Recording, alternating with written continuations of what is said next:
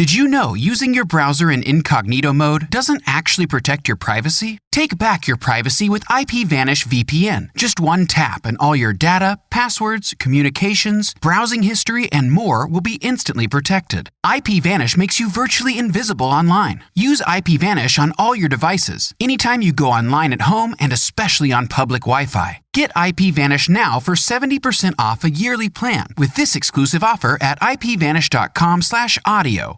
Did you know using your browser in incognito mode doesn't actually protect your privacy? Take back your privacy with IPVanish VPN. Just one tap and all your data, passwords, communications, browsing history, and more will be instantly protected. IPVanish makes you virtually invisible online. Use IPVanish on all your devices, anytime you go online at home and especially on public Wi-Fi. Get IPVanish now for 70% off a yearly plan with this exclusive offer at ipvanish.com/audio. Robots Radio. Games, lore, stories, community. Just press play.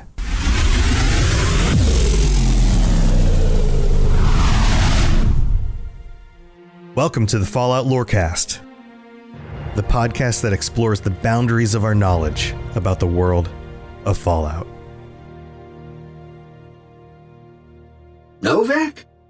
Nice enough place, I suppose, but between you and me, when I rolled into town, my skin started to itch. Watch yourself. NOVAC is one of those locations in the game that doesn't have an exact direct correlation to a real-world place. So when we talk about places like Good Springs or even Las Vegas, New Vegas itself, there are real-world locations that were more or less exactly in the same place on the map.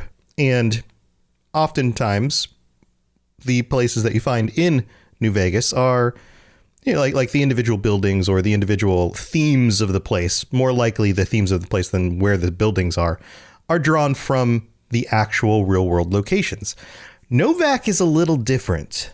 And we're talking about NOVAC this week. Welcome back, everybody. This is Tom, or Robots, your host. We're talking about NOVAC this week because last time we talked about Craig Boone, and this was Craig Boone's place to settle down, I guess you could say, new home once he settled down. And NOVAC is, it's kind of unique. If you were to place it on the map, it would most likely be Baker, California. It's about as close as you can get to an actual physical location, but it is not Baker, California. It has inspirations from other locations. So, for example, the big dinosaur that the snipers have the little sniper nest in, is similar to the dinosaurs from Claude Bell's Dinosaurs, is the name of the place in Cabazon, California. So it's drawing from that. It does have the second largest thermometer, which is pulled from another location, the world's largest thermometer. And then there's also Helios 1, the location just outside of it, which is a replica of the solar array near Daggett, California. So this area, this cell, and that's a game design term, this cell pulls from a lot of different locations and kind of condenses them into one place that feels like the type of place you might run into if you're traveling in the back roads of California. And that's what you get with NOVAC. And of course, the name means no vacancy. It was basically what was left of one of the signs at the front of the place. And it makes sense. No vacancy. What kinds of places have vacancy signs? Well, hotels, motels, and the main location at this little village is basically what's left of a hotel. Also, I mentioned the cells for the game design here, and that's also an interesting point. This is a little known fact. This cell was the very first to be worked on in New Vegas during development. When the devs started building out locations, this was the very first one they built. So it has some of the oldest and most original design concepts for what was used in New Vegas, which is pretty cool. So here, we're going to get into the details today about NOVAC, why it's a notable place, what's kind of going on. We're not going to spoil too much in the way of storylines or anything like that, so don't be worried about that stuff. We'll mention the inhabitants, some of the little known facts about the location, and, you know, some more. It's one of those episodes, so welcome back, everybody. So at the time of the events of New Vegas, NOVAC has seen an uptick in travelers coming by. The events of the game mean that this area is a lot busier than it was before. The other highway, the I-15, was shut down. Remember, there's all those death claws, and it's difficult to get up that highway. So this becomes the other way up to New Vegas. So you end up, if you're an individual living at NOVAC, you end up meeting a lot more travelers coming through your little village. Good travelers, traders, people just kind of going from one place to another, but also nefarious travelers as well. That's why they have guards set up in the tower, like we talked about last week with Craig Boone. They need to make sure that they are keeping this place kind of on lockdown. But at the same time, the village itself, and I'm calling it a village because it's very small, this location traditionally thrived off of people driving down the back roads and looking for a place to stay for the night and maybe some fun little attractions to check out. And this is a theme, and this is a fun theme. We don't talk about this a lot on the show. In 1950s, 1960s, post-World War II America, there was a perfect combination of events and inventions that changed the way Americans treated their vacations. You had the implementation of the automobile, but you didn't have the finalization yet of the interstate system. So families who wanted to go on vacation, and you also had the proliferation of, I don't know if proliferation is the right word, but you had the fact that Americans were making more money than they ever did before. The United States benefited from the ending of World War II, and a lot of families had more money to spend. So mom and dad would pack up the kids in their Volkswagen. It wasn't really a Volkswagen at the time. I guess Volkswagens came into vogue in the 1960s. But they'd pack the kids up and they'd hit the road and they'd travel. And you had to take these highways in order to get from one place to another. You traveled down all these back roads. And it was very common that every location you went to had something that would attract the tourists to stay. Motels were invented because they were motor lodges. They were places that travelers could just stay for one night. They weren't a destination so much as like a hotel might be. And NOVAC starts its life as that. And then, of course, in the world of Fallout, 1950s, 1960s culture is extended into the future. And so you end up having this kind of theme. And then in the post-war world of the wasteland, this location still kind of has the same foundation for the reason why you might want to visit it. Maybe find a place to stay on the way up to New Vegas, maybe trade a little bit. And so because of that, you have, the motel right there where people can get a room, and there are rooms available in the game. There's also a gift shop where they're selling what seems to be leftovers from pre-war or pre-wasteland, pre-Great War America, including the little dinosaur plushies. And then they also have items on the premises from the nearby REPCONN site. And you can't talk about NOVAC without talking about REPCONN. This, I think, is very interesting.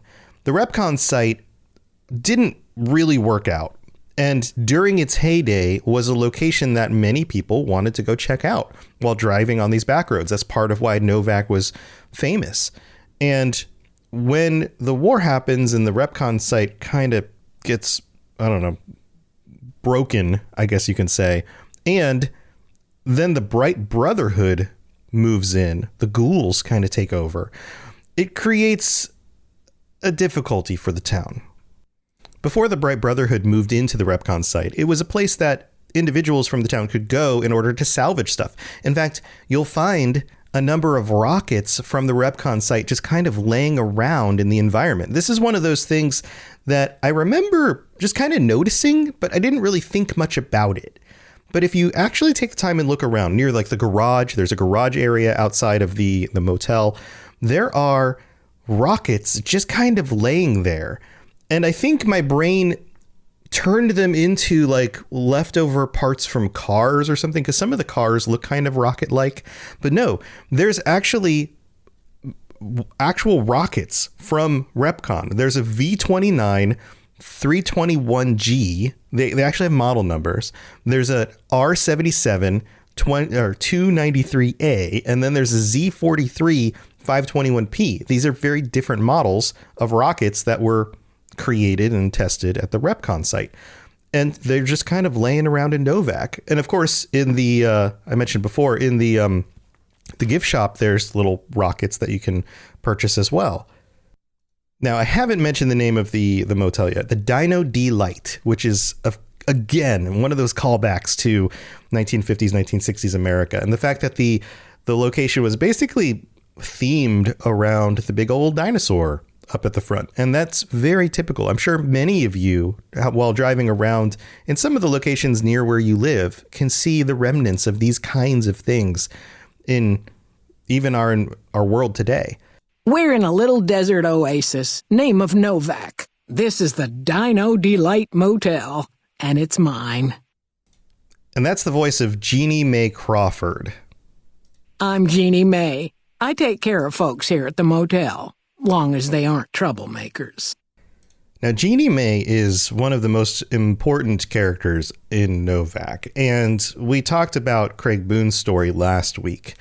I'm not going to spoil anything, but if you are doing that quest line, the one where you're looking into the details of Craig Boone's wife's disappearance, Jeannie Mae becomes a character of some focus, let's just say. You're going to want to talk to her. And there are definitely ways that things can play out with the events at NOVAC. Jeannie Mae is she's one of those people who comes across so nice and polite and friendly because she's trying to keep the motel booked. She's trying to keep the little town alive. They make a lot of money from people traveling through. 100 caps a night to stay in a room. And some of the locals use those rooms as their homes. They just live at the motel because there isn't a whole lot of real estate around with actual buildings on it. And Jeannie Mae, being the businesswoman she is interested in keeping those rooms filled and available for people traveling by. So we'll just say that. She's the kind of person who is probably raised in the rural environments and among other people in those rural environments who believed that their way of existence, their culture, their society was not only different, but better than people who come from urban environments. This is an age-old tale. The whole rural versus urban people. She doesn't really have any love for city folk, as she would call them. And she's not against manipulating them when they happen to come through town.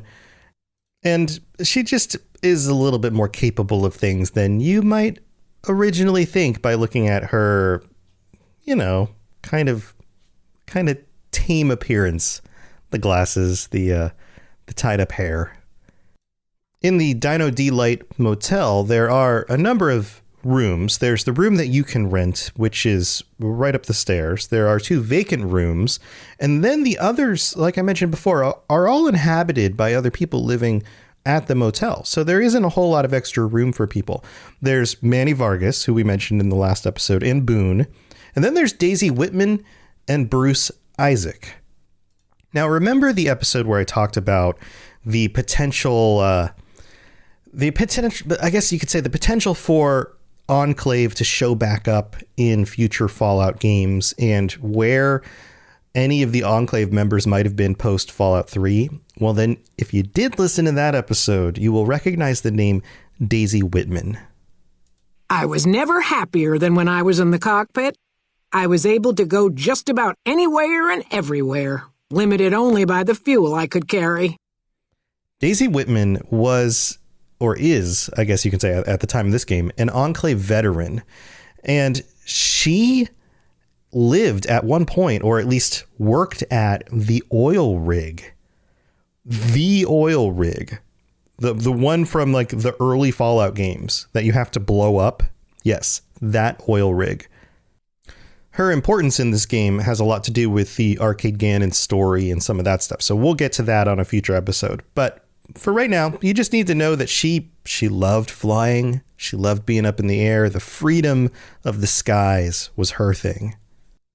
And then there's Bruce Isaac. Oh, please don't kill me. I swear I'll have... Wait, you don't work for Mr. Bishop, do you? So Bruce was previously a singer at the Shark Club in New Reno.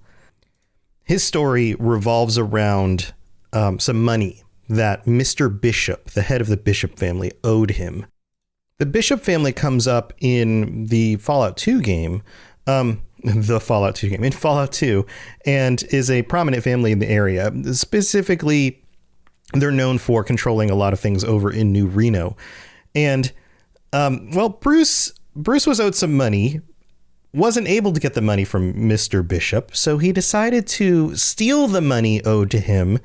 And at the same time he was plotting this, he managed to get with Mr. Bishop's daughter, which both of those things Mr. Bishop wasn't too happy about. So he's hiding out in NOVAC in order to stay under Mr. Bishop's radar.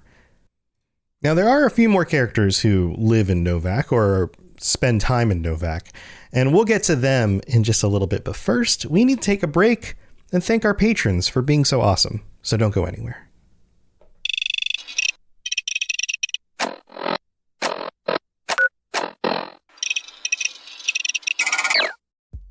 It's time for that spring reset. I'm taking a look at everything in my closet and figuring out that, oh no, this absolutely needs to go. And it's about time I replace things so that my clothes aren't older than my 15-year-old. Now you might think that they lasted that long because they were well made, but no, they're in terrible condition.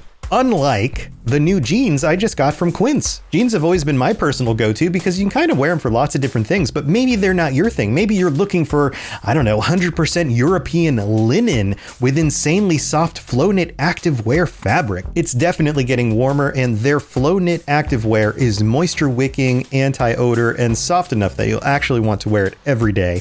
So pick out what you want. You can't go wrong because they have prices 50 to 60% less than similar brands. And like I said before, they are high quality. I continue to wear their clothes all the time, and I know that these new jeans are going to last me a lot better than the other things in my wardrobe. And on top of it, they look great. They're so comfortable, and I spent just as much on the jeans that I am now cleaning out of my wardrobe. So if you're looking for something better, just all around better, go check out Quince. So go do it right now. Refresh your wardrobe with Quince. Go to quince.com/falloutlore for free shipping and 365-day returns.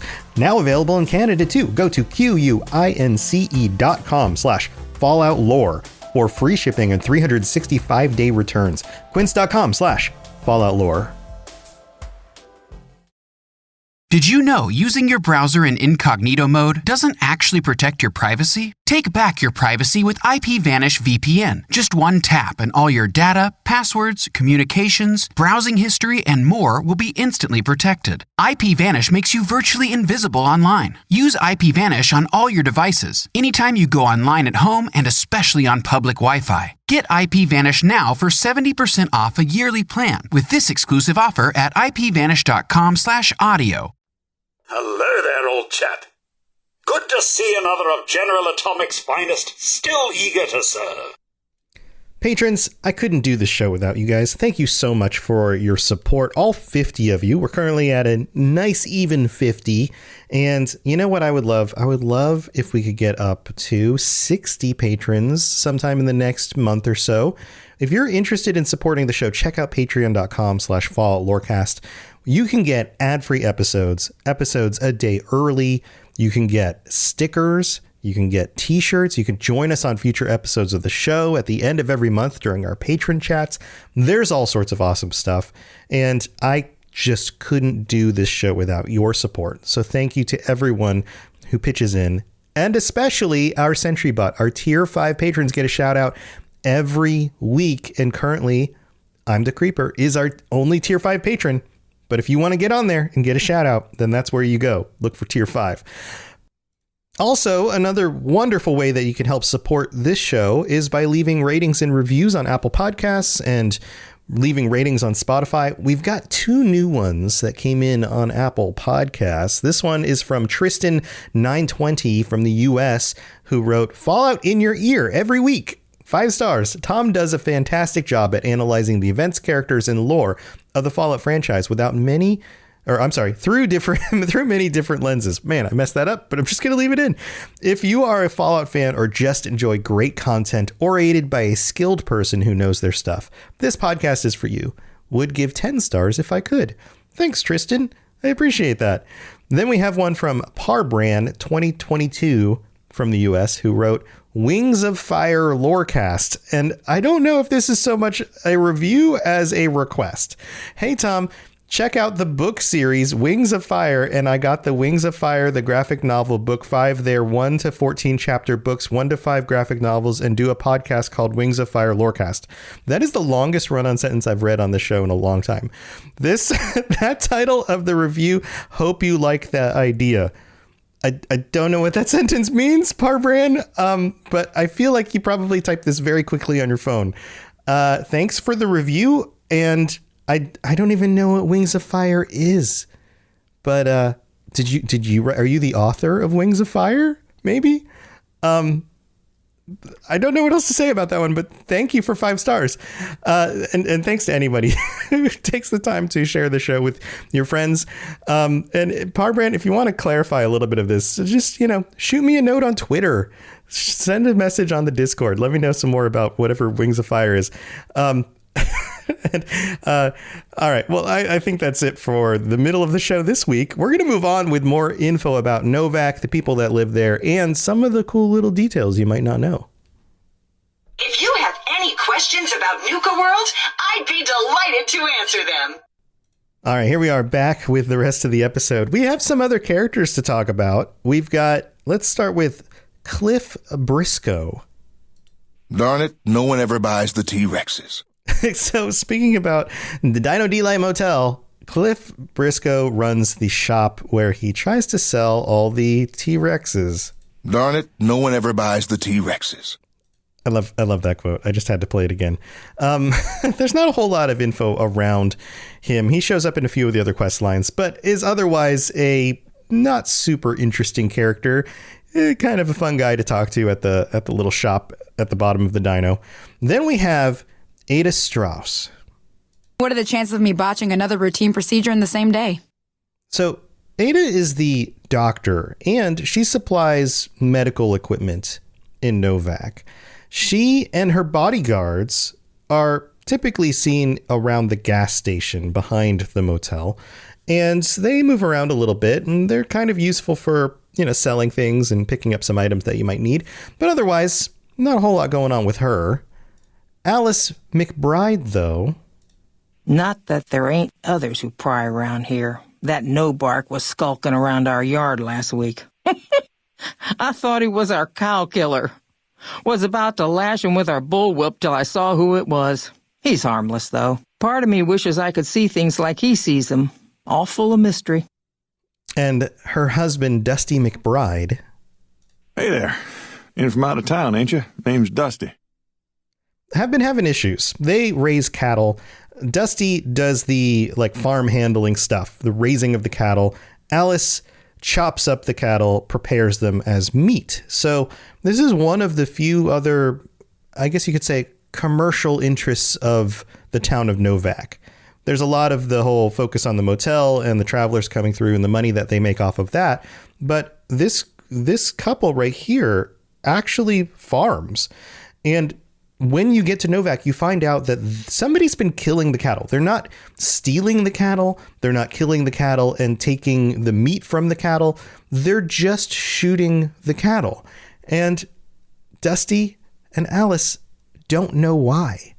It's a mystery. So this becomes one of the quest lines. And you heard Alice mention that she thought it was Nobark. Nobark is, of course, somebody named Nobark Noonan is the conspiracy theorist living at NOVAC. Them quack doctors can say what they want about all the rad scorpion stings that done pierced my skull, and I know what I seen. Rad scorpion stings that have pierced his skull. I think if you were to get stung in the head by a rad scorpion and lived, first of all, that would be very notable. But secondly, I'm not sure you would be the same person afterwards. And it doesn't seem like Nobark is either. Now, Nobark is one of those characters who is very interesting simply because of the way the character is designed, like the nature of the character. But we don't get a whole lot more about him. There's the question about his name, Nobark. Why is he named Nobark? According to Alice McBride, she believes that it's because it's similar to the phrase, not all of his dogs are barking, meaning like his brain isn't working completely. But he claims they know I ain't just barking here. What I say's got bite, because it's the truth. Because, of course, he believes that his conspiracy theories are true, and of course everyone else is wrong, right? So that's the dilemma with them. Then there's Andy, the NCR ranger. You'll get the hang of that takedown. I had trouble learning it at first too. Andy's basically the sheriff in town, and when you arrive at NOVAC, you find out that he's kind of laid up with an injury. He fell down the stairs, which happens. I mean, it happens, right? But it's kind of unfortunate. Now, Andy in his prime wouldn't have let that stop him, but he's not in his prime anymore. In fact, there's a very tragic story of how he previously led a group of the NCR against the Legion, and they were trying to root out some slavers in a burnt out house. And when they got to the house, all they found was one tiny child hiding in a closet. When Andy tried to save the child went further back into the closet, only to reveal a live grenade. And that grenade went off, and of course, tragedy ensued. And fortunately for Andy, he survived, but he was wounded. He carries the results of wounds to his arm and his leg. So he's not in the best condition anymore. But for the town of NOVAC, that means that he can stay in one place. He doesn't have to travel so much, and he acts as the local sheriff. The person looking over the town specifically, kind of the tripod to the two snipers, the ones who watch during the day and during the night, kind of looking out into the wasteland, keeping an eye on what's going on and who might be coming and going. And then once they're in the town, that's when they're Andy's business. So that's the inhabitants, or those are most of the inhabitants, at least when you get to NOVAC. Some things do change throughout the gameplay. But there are some other notable things about items and some other stuff that you can find here. So first is that there is a DC Journal of Internal Medicine in Ranger Andy's bungalow. So, of course, you can pick that up if you're there. You want to make sure that you sneak in and get that. Then, and I think this is probably my favorite item here, there's the gun. I've talked about the gun on previous episodes before. It comes up as one of those like classic Fallout weapons. This is inside the Dinobite gift shop, and it's locked behind the rocket souvenirs on a metal shelf in like the closet area. You can also buy it from Cliff Briscoe if you don't want to try to sneak around and steal it.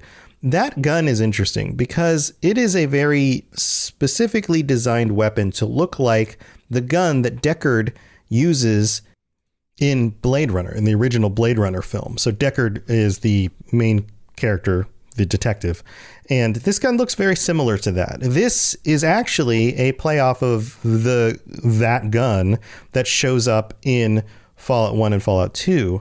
The original that gun, and people would just call it that gun back in the day. According to legend, that's just how people referred to the gun. The people who played the game on forums and things like that would just call it that gun. because it was iconic.